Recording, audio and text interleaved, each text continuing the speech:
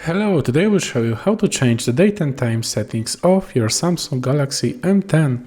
First, let's unlock the phone by pressing the power key and swiping up. Now swipe up once again and go into the settings menu. Here, swipe up once again and go into the general management option. Here you have the date and time option. Select it. Here you can select if you want to use a 24 or a 12-hour format for time, and if you want the date and time to be automatically set by your network or by turning it off, you can select your time zone, date and time yourself. Simple as that. So I really hope this video helped you, and if it did, please leave a like and subscribe.